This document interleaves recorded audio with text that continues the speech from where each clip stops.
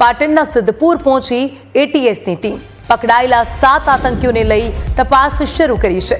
આતંકીઓને સાથે રાખી એટીએસે તપાસ શરૂ કરી। તાલુકામાંથી અલગ અલગ જગ્યાએથી પકડાયા હતા આતંકીઓ અને આ જ મામલે તપાસ કરવામાં આવી રહી છે। તો સિદ્ધપુર પહોંચી એટીએસની ટીમ અને આ મામલે તપાસ કરવામાં આવી રહી છે। આપણી સાથે આ મામલે સંવાદદાતા ભાવેશ ફોન લાઈનથી જોડાઈ ગયા છે।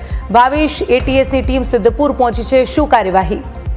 जी ચોક્કસથી જણાવી દઉં કે ગુજરાત એટીએસ દ્વારા અગાઉ જે આતંકવાદીઓને ઝડપ્યા છે ત્યારબાદ તેઓના રિમાન્ડમાં કેટલીક ચોંકાવનારી વિગતો સામે આવતા આજે ગુજરાત એટીએસ ફરીવાર સિદ્ધપુર તાલુકાના ખડિયાસણ ગામે આવી પહોંચી છે અને ખડિયાસણ ગામે જે મદ્રેસા છે, મદ્રેસાની પાછળના ભાગે આવેલ જે નદીના પટ છે, નદીના પટના અંદર આતંકીઓને સાથે રાખીને સ્થળ ચકાસણી કરી છે અને જે રીતે કહી કે આ સ્થળ ઉપર ખુલ્લી જગ્યાઓમાં આતંકવાદીઓએ જે બોમ્બ વિસ્ફોટ માટે પ્રશિક્ષણ કર્યું હતું પણ તેઓ ફેલ ગયા હતા અને ત્યારબાદ નદીના પરથી થોડે દૂર એક અન્ય અવાવરૂ જગ્યા છે ત્યાં આગળ પણ અત્યારે હાલ તો એટીએસની ટીમ પહોંચી છે અને જે રીતે કહી શકાય કે આરોપીઓને સાથે રાખીને હાલ તો પંચનામું કરવાની કામગીરી એટીએસ દ્વારા હાથ ધરવાની છે। ત્યારબાદ આતંકીઓના ઘરે જઈને પણ સઘન તપાસ કરવામાં આવશે।